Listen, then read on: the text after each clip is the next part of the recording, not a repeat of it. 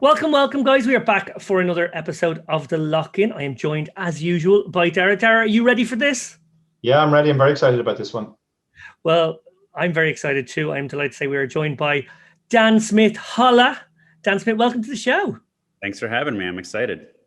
It's great to have you on, Dan. We're going to get straight into the latest news, gossip, and scandal. And we may as well start with the scandal. Mike Postle, the scandal that just seems to keep on giving here. There is actually a hearing scheduled for today, which will, of course, be yesterday because this show goes out tomorrow. Which is today for you people. I hope that's very clear. The audience maybe will know more than us on the basis of what happens in that hearing, but I'll give a little bit of a catch-up for those who maybe haven't been watching it as closely as I have for the last little while. Back in October, buoyed by Judge Shub's decision to dismiss the case against him, Mike Postle filed a defamation lawsuit for $360 million in damages against ESPN, Poker News, Upswing Poker, Poker News via iBus Media, Crush Live Poker, Poker Coaching, Run It Once, Joe Ingram, Heralbus Vulgaris, Daniel Negreanu, Todd Whittles, Veronica Brill, and others. His claim was that prior to events specified in the lawsuit against him, he enjoyed a positive reputation as a person and a poker player. Dara, I got to say, I was relieved when we weren't put on that list. Were you? I was very relieved, and I'm not sure why we're revisiting the topic now. Are you at this point? I felt like we dodged a bullet back then, so I'm not sure why we're drawing attention to it again. well, I will continue regardless, and maybe we'll just cut this entirely out depending on what happens today and who gets in trouble. Originally scheduled to be in court on February 10th and 11th, Mike Postle was granted more time for a pair of anti-slap lawsuits that were filed by Todd Whittles and Veronica Brill. For those of you who don't know, slap suits or strategic lawsuits against public participation suits are retaliatory lawsuits to intimidate and silence opponents and critics who have spoken out in the public sphere. Anti-slap laws, therefore, are designed to provide an early dismissal for these meritless lawsuits. We, of course, have to tread carefully here, Dan, but given the case against him was dismissed, what do you think Postle's chances of success are in his defamation suit, and what do you make of the anti-slap suits? Before I say anything, I just want to say that we're going to be talking about like 4 topics today, and I'm going to like shoot from the hip and let you know my thoughts. But I don't think I'm educated on any of these 4 topics, really. So like sometimes I think I have like well-educated opinions and like I put a lot of stock into what I say. Here, I'm just some guy who's talking. But I mean, this is complete horseshit. Of course he did it. You said the amount that he's suing for is $360 million, and he's like waiting to get an attorney, right? Like that's what we will come to that, but you're absolutely right. Yes. If he had any chance of winning this case and he was looking for $360 million, he's going to find a great attorney who's going to be like, I'm going to represent you and I'm not going to charge you anything unless we win and yada, yada, yada. For whatever reason, he's just trying to save face this is just completely ridiculous. Of course he did it. And like he won in court because it's hard to explain gambling to somebody who doesn't get it. And it's maybe not an easy thing to prove in court. I'm not sure. But I mean, if somebody was trying to wager on will Postle get a payout here, I would bet a lot of money against him. It's just completely ridiculous. Well, of course, we do hope you're right, maybe sharing some of your beliefs. But one more detail, and I guess it does come back to what you just said there a moment ago. Dan, Postle did retain the services of an attorney named Stephen Lowe to represent him in the initial filing of that defamation suit. Lowe, only a few weeks later, on January 14th, petitioned the court to be relieved as Postle's counsel, explaining that Postle had actually failed to comply with their agreement and that he'd been unable to reach Mike since November 3rd and could not confirm or get any contact information from him. Judge let him go.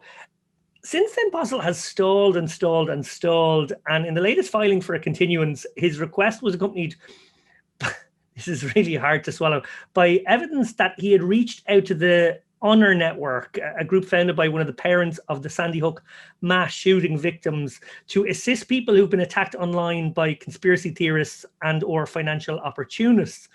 Pretty fucking shameless here. Postle appears to be seeking their help in this case, maybe looking for financial help to get some lawyers on the case or something of that nature, Dan, claiming to be the victim of defamation, harassment, doxing, and death threats. Dara, what did you think when you heard this specific detail? Well, before I answer that, you did send me a piece on this to catch me up, and it said that, or his initial lawyer claimed that he'd been ghosted by thing. Now, I'm glad this is happening now rather than 6 months ago, because at some point the definition of the word ghosted changed, at least in a poker sense. And about 3 months ago, I had a conversation with a student of mine who said she was being ghosted by this guy, and I was like, "Oh, you definitely don't do that. That's very illegal." And she was like, "What's illegal about that?" So now I understand what ghosting actually means in the current context. But yeah, I mean, it's pretty shameless reaching out to that particular organization. I mean, mass shooting on the one hand, mass school shooting on the one hand, versus guy who got accused of cheating on a thing. I don't think these are things even within the same ballpark, never mind equivalent. That's kind of shocking. Also, the whole legal thing is just weird. He just seems to be dragging this out, where he got himself a lawyer. He apparently said that the lawyer was completely incompetent, which, you know, when you're bringing a case this apparently frivolous, what kind of lawyer are you going to get? Like, you're basically going to get Lionel Hutz every time. So yeah, it's just a weird sideshow now at this point. I don't really know what more to say about it. So this guy who's a 2-5 grinder who thinks he has a lawsuit for $360 million just doesn't have the time to answer some fucking text to get on with this case. It's just very clearly ridiculous. And then hearing that he's like reaching out to these organizations that are dealing with like real issues. He's just gone from a tier of like, hey, this is a bad person who's stolen money, to he's just an all-time scumbag. Like I don't know what else to say. Like, fuck this guy. Yeah, I think that's a good way to leave it. And we'll move on to some other news now. Party Poker are catching fewer bots is the headline, reported by our great pals over at Poker Industry Pro this week.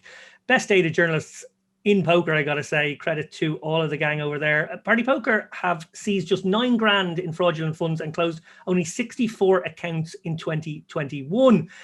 Given that they've been pretty thorough, returning to date 1.8 million and closing 1,461 accounts, this sort of means one of two things: that they have substantially stomped out the problem on their site, or that the ongoing game of cat and mouse between the users of poker bots and the security teams who try and find them, sort of like the bots are getting one step ahead, or the users of those bots are getting one step ahead, and maybe not getting detected. Dan, which do you think is most likely?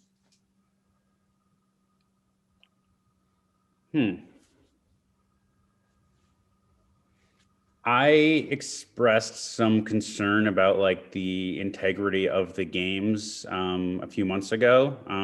I have been playing much less online poker. I brought this up to a good friend, Isaac Haxton, who is playing a lot of online games. His impression is that the games are, for the most part, very much on the up and up, mostly because people aren't playing to like the level that like computers can be playing at. While I generally really respect his opinion, and for instance, I played the $100,000 online tournament, which if I were super worried about cheating, that would probably be a tournament that you skip. And it was mostly like just convincing me that it was good enough value that I should play. I kind of think Ike is so smart that he can't relate to like the average person. So he just doesn't realize that tools might be bringing up people here. And I'm just, as an example, when there was the Doug Polk Daniel Negreanu match, there was just a hand that went down where Doug Polk used this turn raise size that like kind of obviously wasn't optimal. And Ike was kind of immediately able to spit out like, oh, well, Daniel could just exploit him by like folding flushes on this paired board on the turn. And it's like, I don't think you realize what like above the rim stuff is going through your mind that other people might like have the thought and not be able to execute it. So I kind of think that maybe he can't relate. And this is like a long-winded way of saying, I just don't know. There are some people who came out of the woodwork and are playing high stakes on party poker. If you're playing high stakes on party, why wouldn't you be playing high stakes on GG? I am a bit spooked, and it's kind of made me less interested in playing online MTTs, but I also don't think I have a super informed opinion on it. And I was also looking for a reason to start playing a bit less poker and like play more pickleball. Well, no, I do appreciate your honesty there, and also your insights, even if you don't feel like they're informed. They do sound pretty informed. Dara, you coach a lot of players at a lot of different levels, actually, and you also coach live players who I guess have given online a big try in the last year. And I'm just interested to know, how aware are those guys of the potential RTA out there? I think they're reasonably well aware. I think the type of student who comes to me is probably on the more informed end of the spectrum anyway, so they might not be typical of the general poker public. But I do think RTA in particular is a concern for a lot of people. And I do sometimes get sent hands by students saying, like, this looks weird. What do you think of this hand? On the surface, it seems weird that party are catching less people, but you know, I want to give them the benefit of the doubt here. I've had some experiences with them in the past where, you know, a student has sent me a hand which definitely looks sus, and I talk to the people inside party and it's been resolved satisfactorily. So I don't doubt that they're still trying to catch people. I think an issue maybe all the sites have now is that the people who use RTA are getting smarter. And they're more savvy about the methods that are used to detect them, and you know, they're more likely to be using a separate computer, for example, rather than just running it on their current computer. So it's May I interject with a question? Is there like a common way that people are hypothesizing that like people are cheating? Like, say you have two laptops going on. This one other laptop is following the table, and it's like, oh, this board is 843, and like looking up. Yeah. I would be under the impression that looking up on a separate computer what's going on this computer would be very challenging. But I don't even have a fucking webcam thing, right isn't now. it, Dara? There's Sorry? a kind of a scraping screen scraping, using stuff like TeamViewer, for example. But even that can, well, we don't want to talk about too much about how sites detect people, but yeah, or it can just be manual input as well. Like, I'm not saying how they detect it. I'm saying, yeah, you do it. Yeah, I understand that. It seems hard. It is hard for sure, and I mean, referring back to the high-profile Fedor Cruz case a few months ago, it was interesting that he claimed that he was not using RTA in every spot. It was just in big 4-bet pots, I believe, or it was some small subset of pots. So the idea is that you have this bank of solutions on a separate computer, and when you get yourself into this difficult spot, then you go off and you have some very fast retrieval mechanism. It's not that you're literally cheating every single hand, but it's happening in big spots. So it's kind of like partial RTA, I guess. That's one of the concerns. Like, obviously, I'm very largely known as a satellite player as well. Satellites are the one area where there's the potential for collusion is absolutely massive. Like, on the bubble of satellite, you will get situations where the chip leader can more or less decide who's going to bubble. And if his mate is at the table, then that's an issue. And there have been quite a few cases I brought to party where I've said, like, look at this guy, he's shoving on everybody's big blind except this other guy who happens to be from the same country as him. You need to look into that. And then it's like hard to enforce, you know, like if I have 5x everybody else's chips, and I just think it would be funny if I bust Party Poker Pro Isaac Haxton on the bubble, like that's my right. Like at that point, when your EV is exactly the same, it's like kind of a Yeah, broken format. you say that you're right, but actually the sites take a different view. A few years ago, Stars, specifically in relation to satellites, it sent out a sort of a memorandum to every major satellite grinder saying you have to play exactly the same against every player on your table, irrespective of whether it makes no difference to your EV or not. And there was some argument. Some people were saying, for example, well, when I'm in a satellite and somebody's going to bubble, and it's either going to be one of the three really tough satellite players or a total recreational, then I don't want to bubble it's not in my interest to bubble the recreational because I want him in the tournament. And it's actually plus EV for me to make sure that one of the other guys bubbles. But Star said, no, you have to play it the same against everybody. That's just the rule. Like the Party Poker 100K I mentioned, they had 7 satellite winners. And so like, let's just, maybe at 31 players, if I remember in that vicinity. Who these 7 are going to make a huge difference in like the quality of the field. But I hate satellites. Like that end game stuff is just stressful. And like, you're not normally you're making decisions just like, hey, I'm going to do this. And like, whatever happens, like my strategy versus this guy's strategy, this person could just completely screw you over. And it just, I hate that, having that line of thought. Yeah, awful that there could be someone out there who would specifically target you, the named ambassador of a site, and decide you want to, for the lulz, get him. But no, I was actually going to give that exact example, Dara. So I'm glad you brought that up about whether you want the guy to actually get through into the main event. It makes the main events after. It's a very good counterpoint. And I do remember getting one of those memorandums back in the day, too. I don't know. I had an interesting conversation with, I won't say who, just because I guess he was sort of revealing his awareness of some people in the higher echelons, higher stakes kind of stuff. And there was a feeling, or there is a feeling right now amongst high stakes guys, MTT guys, that there are a couple of other high stakes MTT guys using RTA, and they're being kind of considered the GOATs and some of the great players of the moment. And in reality, they're very much reliant on RTA, or at the very least, even if they've had some good live results and they still do play bloody well, particularly the examples given to me, which again, I won't say for the sake of his anonymity, I guess. You don't want to get sued for 360 million again. Yes, exactly. We're very careful on this show. What I sort of realized was, it was a point made by him to me. So what I realized after he told me was that if you've been playing with RTA on your home computer, whether it's a 2-computer setup or however you've been doing it for several years now, well ahead of the curve before other people even realized this was that big a thing, you've basically been training your brain in a really brilliant way to follow these patterns and to copy that's what they do in this context. So actually you not only are cheating by using the RTA in real time, but you're also giving yourself a sort of a cheating leg up in game to your own improvement, because obviously having an interesting hand and then studying it, like then you review it, is what I find to be the most effective way of studying.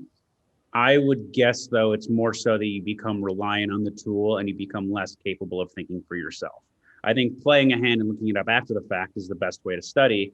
But if you have something spitting out the answer with you, I have a hard time imagining that's going to the lesson will stick with you as much. To push back on that and maybe bring you in, Dara, like, is there a counterpoint there where if you're sort of following the monkey see, monkey do, right thing to do, eventually it does just like by osmosis sink in? I think it can be either. I think some players will become completely reliant and they won't even know what to do in the simplest of situation. But other players will be thinking players, and they'll notice, for example, on this board I never see bet, or on this board I never check raise, and they'll have more and more spots where they're not even looking at the RT anymore. Or if they are, it just confirms what they thought.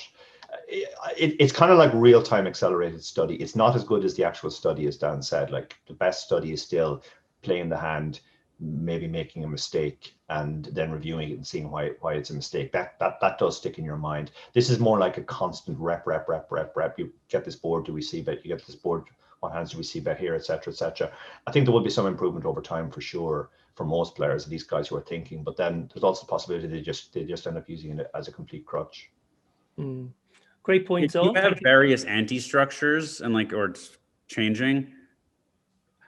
I think it becomes much harder to have tools, because then you'd have to have like zero ante. The antes are half of the big blind. The antes are one big blind, like changing formats. Do you think it'd be like we could eventually end up in a situation where there'll be sort of a spin the wheel at the beginning of every level for what the size of ante is? That's interesting. No. I'm just saying with various formats in play, like also for the most part, the people aren't one tabling high stakes tournaments. So if you're playing some various different structures, I think it's both harder to play, and I think it would also be harder to cheat. Yeah, it's a point we've made a few times in this show that it's not as big a factor at the levels Dan plays at, but at the level that we play at, for example, we've seen more and more new formats like the PKO, for example, has completely taken over. Once a tournament is a PKO, that radically changes the strategy, and anybody using a look up to PO, it's not going to help them much. ICM is another factor. Like in tournaments, every situation is different. Once ICM comes into play, are we covered? Does the other guy cover us? How are we in relation to average, etc. That all changes the strategy dramatically. So I think tournaments are still the safest from this, but I think cash games where everybody has 100 big blinds and it's six max, that's probably much closer to being perfectly solved for some of these Or two. heads up. Or heads up to the ultimate. Yeah. People are still playing high stakes heads up on the internet. I'm not particularly, I don't really know the scene very well, but if you were going to do something, that definitely seems like the easiest. Great points. Thank you all for that. I appreciate it. I'm going to move on now to something, not a poker story, but something I guess has been very dominant on poker Twitter and very much in the minds of a lot of our audience. The first of two of these things is Bitcoin is now at $60,000 or thereabouts. Again, there's obviously fluctuation. The last time we mentioned Bitcoin's price with Marty, I think there was a 3-day lag time before the show came out, and it was very different already. So that could happen again, even though this show is going out much faster. Dan, Marty Mathis was on the show, as I mentioned, and he was an early crypto adapter, and he was very excited by the recent rally and of course the adoption of Bitcoin by various companies, notably Tesla. How bullish do you feel right now? Again, my opinion shouldn't mean very much here, and in fact I think a lot of people put stock in plenty of opinions that shouldn't mean very much. Even if someone made like a good call at like $500 that Bitcoin was a great bet, and like, sure that they were right to this point, I'm not even sure that qualifies them to be like, now that Bitcoin's 60,000, they are qualified to like predict, okay, now it's like 1 trillion market cap, what happens from here? It kind of seems to me like, oh, this person won a tournament, now he's like a poker expert. Great point. I am bullish on Bitcoin, mostly because I know some really smart people who are life all in, and having these people, like when people make outrageously large bets, and I think they are sharp, those are bets I want to make. And then granted, a little bit is just because like the nature of these markets. But when I see a lot of people who are all in, and I don't know anyone who's short, granted, I mean, it's just like hard and scary to short it, so maybe it's not fair. But I just know some really smart people who are life all in on various cryptocurrencies. And it makes me want to have a decent wager on it. Dara, you've obviously started your crypto journey in recent weeks and months, maybe not because you were specifically targeting it, but because obviously some of the sites make that the easiest way to do it. In doing so, and now in holding some crypto of your own, are you following it more? I am following it more. To be honest, again, like I'm completely clueless, so my opinion matters not a whit here. I'm happy that it's gone up. I'm happy that a student paid me $500 for coaching a while back, and that 500 is now worth a lot more than 500. I'm happy that it encouraged me to deposit on very soft Bitcoin sites, and I spun it up even more. So it's all been very positive for me. But my feeling on this is I think there's two conflicting stories. First of all, and Dan mentioned this point, you kind of look at the people who are all in on it, and that's how you judge. I mean, we're very good friends with Jan Sakanak, very good sports bettor. And one thing Jan always says is that if you don't know anything about a market, just look at who's betting each side and try and figure out which side the smarter people are on. And that's a reasonable yardstick. At the moment, you would have to say that most of the smart people seem to be getting behind Bitcoin. As a counterpoint to that, there is the famous story about Joe Kennedy, the father of John F. Kennedy, who sold all their stocks a few days ahead of the Wall Street crash. And what apparently triggered it was he was getting a shoe shine on Wall Street, and the shoe shine boy was talking about all the shares he owned and what he wanted to own. And he thought, well, this is it. The market's capped out now. Everybody who has shares, even the shoe shine boy, it can't go up from here. So he sold out. So I don't think we're there with Bitcoin yet. But I definitely see the potential for choppy times ahead. I mean, I would say the huge upside that it once had just can't be there anymore. Maybe now that it's more mainstream, it's a bit more stable, but I think a lot of people are really exceptionally overweight in crypto relative to some other assets. I know yield farming and various things like this seem to be like free money falling from the sky and people are getting super rich. It seems like people aren't supposed to be all getting super rich at the same time indefinitely. I don't know how it ends. Something seems broken. It tends to end in tears, and I suppose it's a perfect segue now. The other story that poker players have been following very closely is the Gamestop story. For anyone who's not aware, I'll try and give the quickest of summaries. So a few months back, using online forums like Reddit, meme investors, as they're now known, developed a sort of a get-rich-quick move by bidding up prices on unpopular stocks. In fact, the surges were so strong that the more established investors who were betting against these stocks, the shorts, if you will, kept losing their money until finally being forced to buy the shares to close out those bearish bets, taking gargantuan losses in the process. Now, Dan, I honestly don't mean to open an old wound here, but on January 30th, you tweeted, I puked my GameStop position for a 185k loss. This isn't that big of a loss relative to other swings I've had. I'm even up money this week. You were, of course, invested in the Doke Polk match, and maybe you had other stuff going on too. But the pain is just very different. So you were one of those short-selling investors who took a whack on stocks that it's obvious and clear as day are grossly overvalued. How frustrating was it not to be able to capitalize on a clear discrepancy between its sort of real value and proposed value? And to go back to your tweet, can you describe why or how the pain was different than poker pain?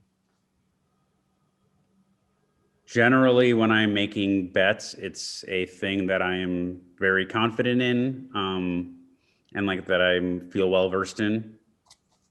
GameStop, some smart people were telling me that they were betting the other side. Part of the reason I was frustrated was I was gonna, quote unquote, keep it casual with 500 shares. And then I ended up like 30 minutes in bumping it to 800 shares. And at 500 shares, the difference in loss would have been significant enough that I wouldn't have really been sweating it. With 800 shares, it was to a point where like I wired on another 350K to make sure that I wouldn't get liquidated. There was a point when I had a haircut scheduled and I was like, man, could is it possible I should not get this haircut so I could be at my computer in case it keeps going up so that I could sell gold and then I could use that money from gold to make sure I don't get liquidated? And it's just like, I didn't want to be in that situation. I don't know, it was just, the stakes were bigger than I had thought. I wasn't an expert. And also I ended up selling close to like the exact top. And if I had held out for like 2 more days, I would have turned a profit. So basically I puked at, I don't want to say the wrong time, because there is a universe where it shoots up to 1,000 or whatever. But like with results being the case, it was the exact worst time. I had people on the internet just like talking shit. Like these guys who were selling action to 1K tournaments were hitting me with have fun staying poor memes, and everyone's being like, oh, of course it was going up. What were you thinking? And just really, it was just like a new situation.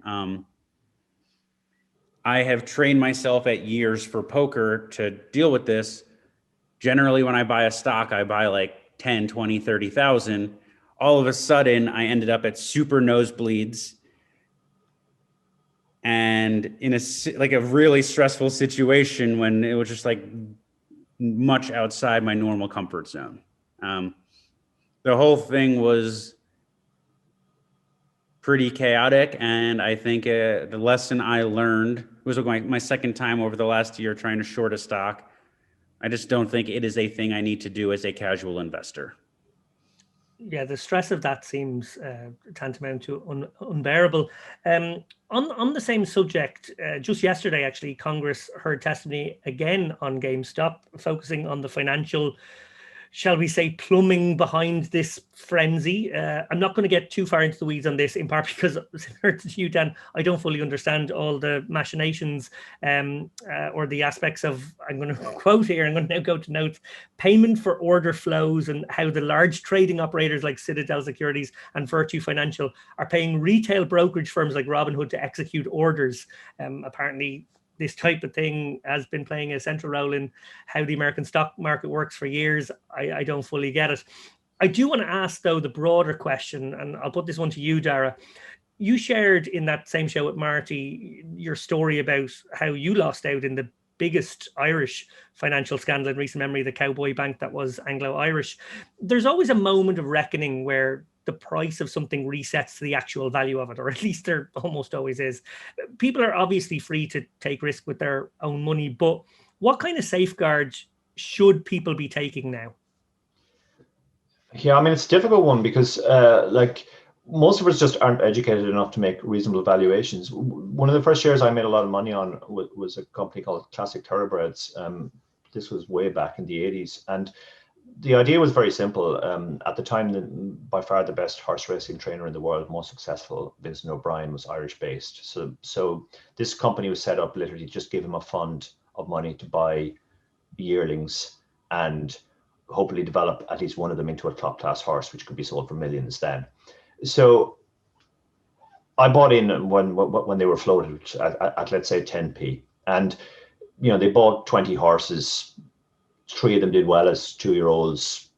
They were all in the contention for classics, but come the classics, it all came down to one horse who was an overwhelming favorite to win the Derby.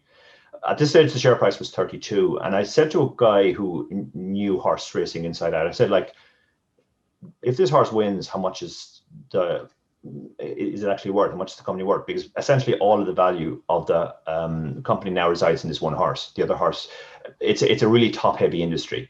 Nobody's interested in the horse that came third in the Derby for stud purposes. So he said, actually, to be honest, we're there already. The current price, which stuck in my mind because it's the price I sold at 32. He said, I expect the price might go up to 33 or 34 when the horse wins. That's actually the phrase he used, because the horse was an overwhelming favorite. And I was like, the horse is an overwhelming favorite, but if you interpret the odds, it means he's going to win 60 to 70% of the time, which means he's not going to win 30 to 40% of the time.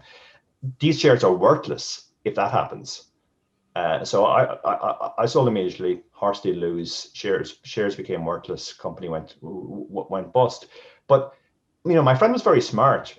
And he was like, "Why are you selling? The horse is going to win." I mean, you look at it, you look at the betting exchanges. He's an overwhelming favorite. This is the way most people process data. They think because something is an overwhelming favorite to happen, it will happen, and they're not qualified to weigh upside against downside. And because that's the way people think, I think most of us should just probably stay away from this stuff. That's probably the best safeguard you can do. Like, just invest in stuff that you understand, you have some sort of knowledge of. And or that if you trust a person enough, just be like, I'm giving this person money, he's going to handle it. Yeah, absolutely. Yeah. I mean, I said on the show the last time that my line after the Anglo-Irish debacle was, I made all this money playing a strategy game of poker, and then I lost it recklessly gambling on bank shares. But it was a reckless gamble in a sense, because like I really didn't know what the value of the company was. I was just going on what people were saying. Oh, this is a great company. Look how much the share price has grown, etc., etc. These are all bad indicators. They're not. They're no guarantee of future success. Great advice, and I hope people are listening to us. I think I remember us having a similar conversation, Dara, quite a few years ago when we decided to get into staking for the first time, and we sort of thought, well, this is something we actually know. We can judge if someone's a good player. We're better than most people at figuring that out. So we're expanding on top of what we're already good at as poker players into a world we can properly assess, and that felt like something we could do. But I agree with you, when you get into worlds you're not. How did staking go? Good. Like, obviously some horses went better than others, but overall a success. But yeah, I felt we made a lot of mistakes and incorrect assumptions too. I think the biggest incorrect assumption we made is just because we can beat all these mid-stakes games that we play online, we can take somebody who's reasonably smart and work every time. And it really didn't. It doesn't. That was my experience as well. I lost an outrageous fortune staking, and I would really encourage like everyone to not get involved in makeup deals. And I mean, I don't know, at this point, if someone's been around poker for 15 years or whatever, and they needed a staking deal for mid stakes, there better be a darn good reason they haven't accumulated the money themselves. That's a good way of putting it. Yeah, for sure. Yeah, I mean, David said it was successful for us, and it was. But I did a calculation once, and in terms of hourly, it's by far the least successful thing that I've done in the poker area. So it really wasn't worth all the hassle, stress, and all the other things. So now when people come to me for staking, I just say, no, I don't do it anymore. And even if I think it's going to be financially successful, it's still, to my mind, it's just not worth the hassle. Yeah, there was a toll on the brain. When we were winding it down, I remember distinctly how every time we sort of cleared makeup with someone and let them go, whatever it was, the situation, it was just like a weightlessness. You did feel, eventually you just felt like, oh, this is great. Because at some level, I remember with one particular person, I won't name who it was, but a very good player we staked who wanted to play bigger and bigger and bigger, had a bigger appetite than we had for him. I remember a conversation where I think I said to you, Dara, or it was Dara, Davey, yourself and myself, I said, if I go broke, I'm going to make me go broke. He's not going to make me go broke. Yeah. But anyway, we will finish up with a bit more poker. I just wanted to add that I thought that story about like the horse company. I spent many hours at the racetrack with my dad when I was a kid. I just want to say that's what an awesome way to make a bunch of money. Like as like a gambling enthusiast, like I think that was like great foreshadowing from you to see like, oh, the risk reward isn't there, and also just like, it's cool that like these guys had a huge bet on a horse, just the whole thing is just like kind of badass. Yeah. The Irish stock market was very heavily invested on the outcome of one particular horse race. Yeah. I had no idea that like if you have one of these companies that it's like, oh, your horse needs to win the Derby. Not that like, I would just think like, oh, this is like the favorite going in. This guy, this horse seems like a complete beast. No, people are results oriented and they want the winner. That was cool. And thanks for sharing that story. I really liked it. Thank you. Okay, so we will end with one final poker story. I actually wrote an article last week on how maybe these heads up games that we've been watching, Dara's been very watchful of this and actually probably is changing, in the process of changing my mind on all of this stuff, particularly the Fedor Limitless match and now the upcoming Negreanu Helmets match. it's all starting to look a bit pantomimey. It's all starting to look a bit silly. There's a lot of to camera shouting, dragging down each other, calling each other names. And while I do kind of get it, and I do kind of like a certain amount of WWE infusion into the whole process, as I've described before, it has to be, I don't know, well, maybe it was because I was 9 years old when I last watched WWE, but I believed at least a little bit of it then. And I'm starting to really not believe what I'm seeing from some of these like top class professionals, particularly the ones who respect each other and have been doing it for a long time, and now they're just trying to fling mud. It feels a little kind of nonsense. I'm interested to know, Dan, have you any take on this? I think the Fedor Limitless and the Helmuth Daniel thing are very different. Like Helmuth and Daniel are playing a sit and go. It's just a production that people are going to like watch for 2 hours. Like, who gives a shit, And maybe I will watch. Helmuth doesn't actually believe that like he's one of the best No Limit players. Like, if that were the case, he'd be gambling on it. Like, okay, they're betting 100K, and not to sound like they're betting 100K on a sit and go, but like not to big time it. But if he really, I mean, I guess he is betting the 200K to win 400 in these Aria tournaments, but is he even going to play those though? Like, do you actually think he's going to turn up? I don't think he'll turn up to them. I think that's just an interesting sideshow of this game.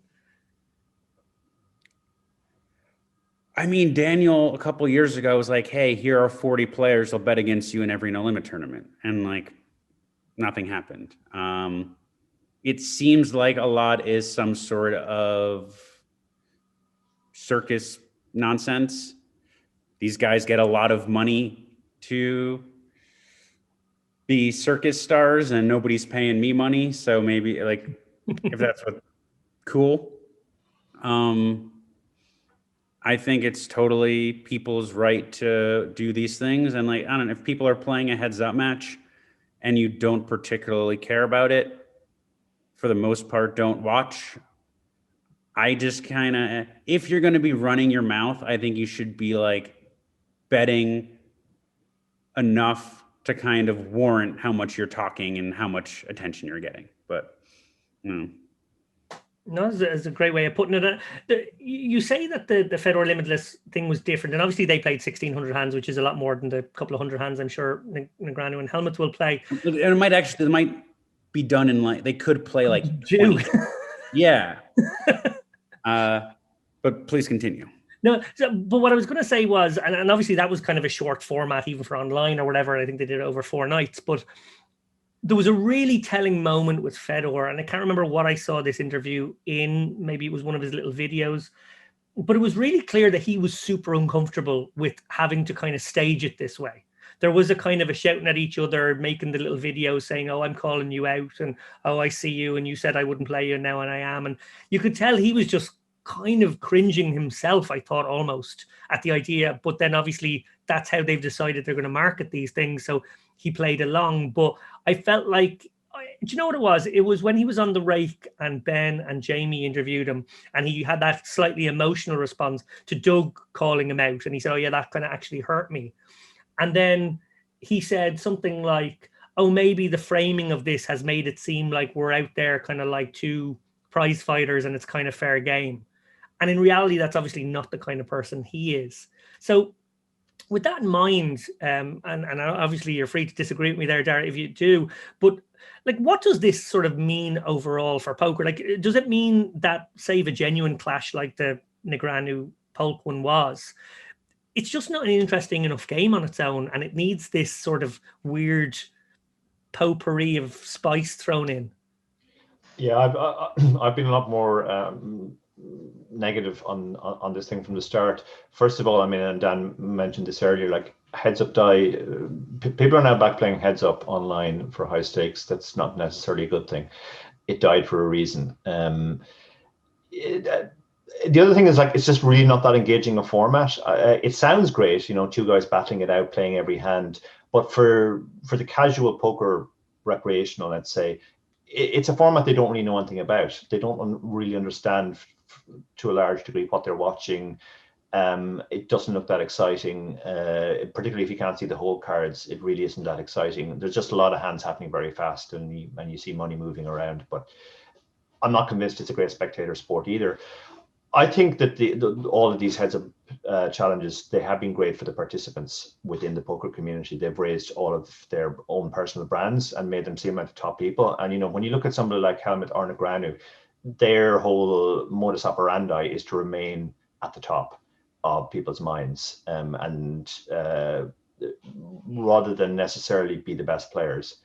So I think on that level, that's what it's done. For poker overall, I'm way less convinced that this has had any positive impact. And I actually think in some ways turning poker into the WWE, where people shout at each other and throw chairs in press conferences, etc., is actually bad for poker. You know, we're, on the other hand, we're also talking about, like, how do we make poker more inclusive? How do we get the people that aren't currently playing in?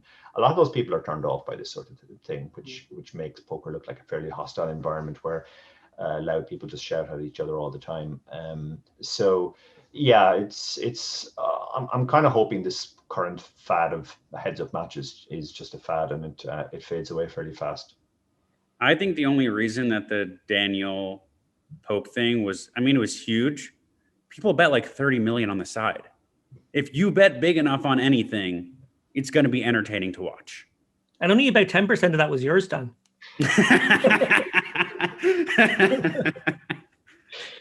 Yeah, that is a very good point. Yeah, people, it's the same reason, like, people, when people can bet on sports suddenly become much bigger.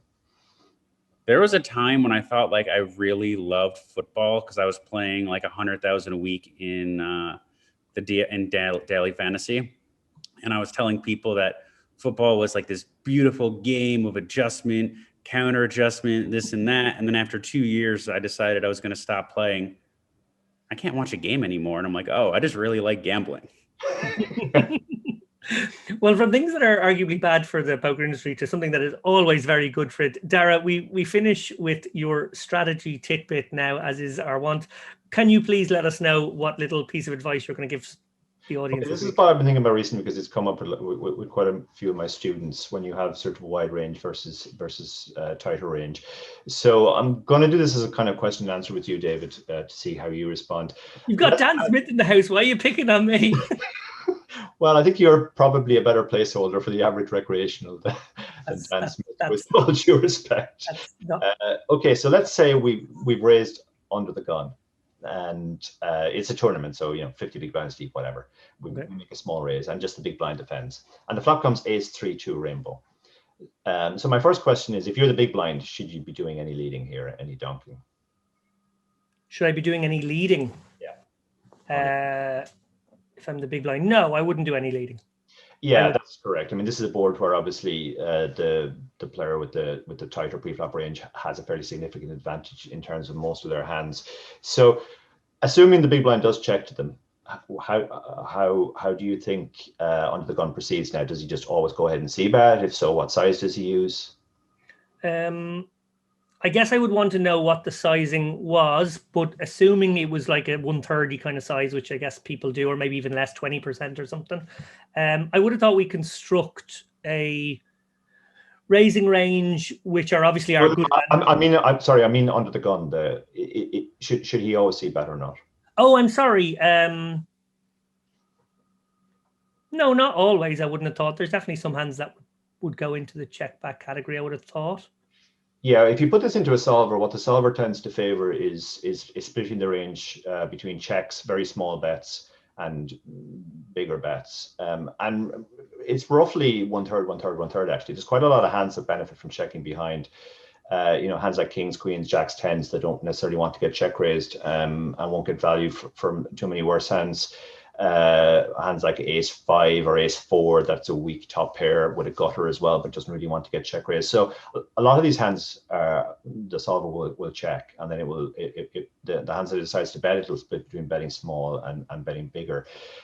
Facing a bet, are you going to have any check raises? Yeah, sorry, I was jumping ahead there. I would probably raise against the smaller sizing with all of my 2 pairs, certainly 5-4. I guess I can have 2s and 3s. and I would balance that out with maybe some gutters with backdoor flush draws, particularly like maybe the one that has the 6 in it, and also the one that's like king high, or like that would be a good flush draw. I don't know if I can assemble enough of those, or maybe I have to be selective and pick them at a certain frequency, but you're probably going to tell me now.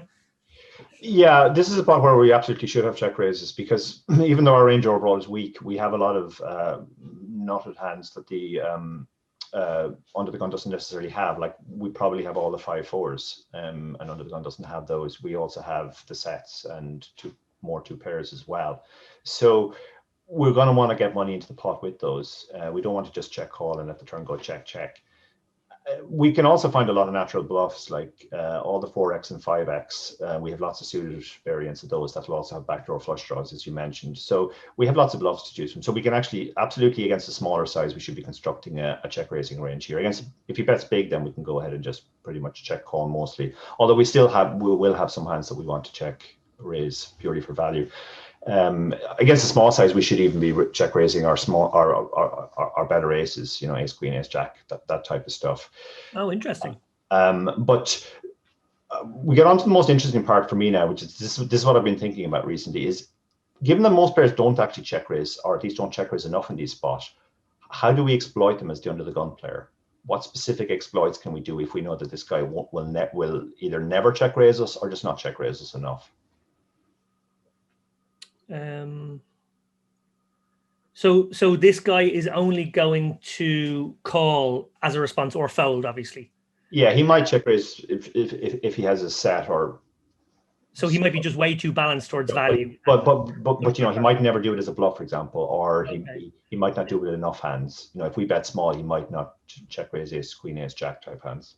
Then instinctively, I'm inclined to sort of almost like mash a pop button, or like hit a 75-80%er, because I guess he's going to respond the same way almost always. So you may as well pile chips in.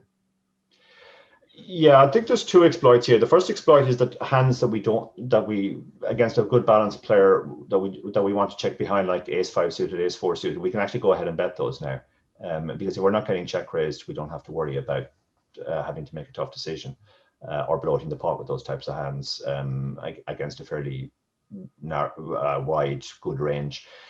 The other exploit, I think, is if we do actually have a very strong hand. If we happen to have ace 3 suited ourselves, or ace 2 suited, these are hands that normally at GTO we would be betting small, and we're hoping to get raised, and they protect the small bet range, and we're hoping we can get more money in by getting a check raise. If the guy is not going to check raise, then we should just go ahead and up our sizing, bet a size. He's still going to fold a lot, obviously, but his continues will put the amount of money into the pot that we want. So we get a bit more in. Dan, what do you make of this teaser? Would you have gone with me? Would you have gone with GTO? How accurate would you feel you've been? Honestly, even the initial poker is a really hard game. I would have predicted that Under Their Gun was supposed to be playing much more than 1/3 checks. I was like, the ace wheel boards tend to be low C bet. I would have thought that they were really low C bet, and then the counter strategies, if in position doesn't want to put money in, then big blind is allowed to lead, and it would be a situation where I wouldn't do it as a human, but I would expect to see some from the robot overlords. If you make the stacks deeper, the check frequency will go way up. Yeah. Like maybe 10x pot is not enough to really, like, then you could just have the higher frequency bet. It's just really interesting how every spot in poker is just so hard. Absolutely. Well, on that note, I have one final bit of business to do. We have to keep the lights on here. The Unibet Open is on this weekend. If you guys get a chance to hop on there to unibetpoker.com, it's an 1,100 buy-in on Sunday. It's a 2-day event. It is, and I am not afraid to say this and have anyone contradict me, it is the softest 1K in online poker. It only happens 4 times a year. If you are in one of the territories that Unibet serves, I recommend getting on there and having a go at least in one of the satellites, or if you are rolled for it, in the main event itself. Dara O'Kearney, thank you so much. Dan Smith, it has been absolutely brilliant to have you back on the show in some form. This is our lock-in show. We've had you twice on the other show. It's great to have you in this format too. Always nice chatting with y'all. Thanks for having me. Thanks, Dan. Bob. Okay, that'll be it. We'll put it there. Can't imagine we're getting sued. Dan, you might get sued. Anyway, we're outside the jurisdiction.